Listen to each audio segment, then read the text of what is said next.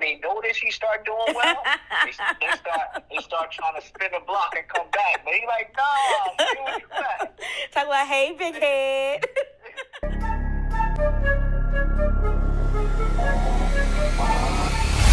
I just got a new coat still. Okay. Got a little brand new feel. Not so fast, switch play, cut your car with. I'm on top, self-made, I'm the real deal. Yeah, nah, stay where you at. Stay right there. Stay right there. What's your message for women, both women and men, on how to find someone, or So as far as men and women finding someone, for the women, I'll say everything that glitters ain't gold, right? It's a lot of people out here that's flaunting and got the car, got the house, and they doing all this to keep up with the Joneses, but they don't really got no motion, right? And then there's a lot of men who don't have those things that's really out here impacting and changing people's lives, right? That's really uplifting the community, that really has businesses and doing things like that. So I would say for the women, just get to know a man, right? You know, does he have vision?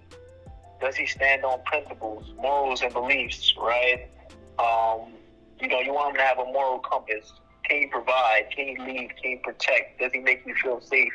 You know, look at those things, because nobody's perfect. There's no finished products out here, and it's a lot of good men that's playing the long game, right? That's thinking about the future. That's thinking about generational wealth. And it might not look on the surface. It might not look like that now, but for the men, I'll say be honest with yourself and what you're looking for in a woman, right? Don't judge women based on what they're into and things like that. Just focus on, you know, we always focus on what we don't want.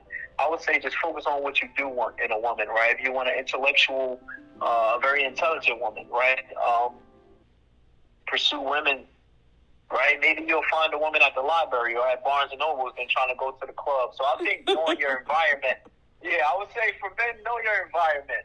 You know, you can't type of woman, but then you're going to places frequently where you're probably not going to see her. Like, you know, majority of the time, you probably ain't going to find your wife in the club every weekend, you know, if you're looking for an intelligent woman, you know.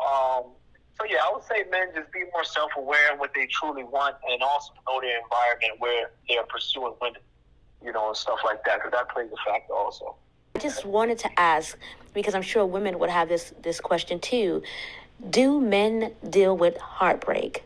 Do they ever feel remorse or ever feel like, oh man, I let her get away? Oh, that's a tough one. Yes, absolutely. Yeah. Absolutely. Yeah, men feel heartbreak 100%. We actually feel it more than women, I believe. Really? See, men, the thing about men is we put on the front, we put on the facade and stuff like that. Again, that's going back to the ego. That's going back to how things are portrayed in life, how men are not supposed to show emotion. We always supposed to be strong. But yes, men, absolutely. Men get their heart broken. There's one thing I like to say between men and women.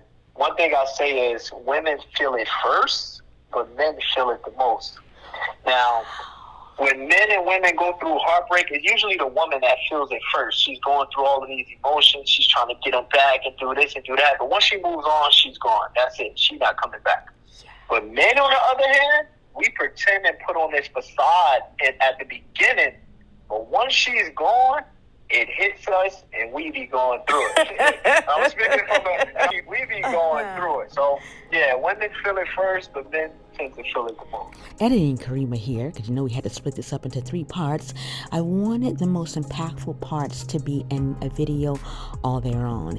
And to end this one, okay, with some Quasan wisdom as well as some heart wisdom, he said that women feel it first and men feel it most. I love that because it kind of plays into the return of the divine feminine, where the elder told us that there were the 4 pillars of femininity, and there's something about that part that said, when he said women feel it first. Remember in the book I talked about how women's intuition and instinct, and how we can see our husband's enemies before he can see them and before they get in view of him. So we can see it first. I said that in the Return of the Divine Feminine, so I almost lost my cool when I heard him say women feel it first and men feel it most, because it's absolutely in line with what the elder has been telling us as far as women and the four winds of femininity, and how we can see the enemies of our husbands before the enemy reaches the door. And then, listen, go back to the book, and that part right there will make so much sense. I went into a laughing spell, uncontrollably, because it's so in line with the book, The Return of the Divine Feminine, which will be in the description bar below. If you've been following this channel and you don't have it, I don't know how any of this content is making sense to you, because let me tell you something, the young man that was just speaking, that is my cousin, okay?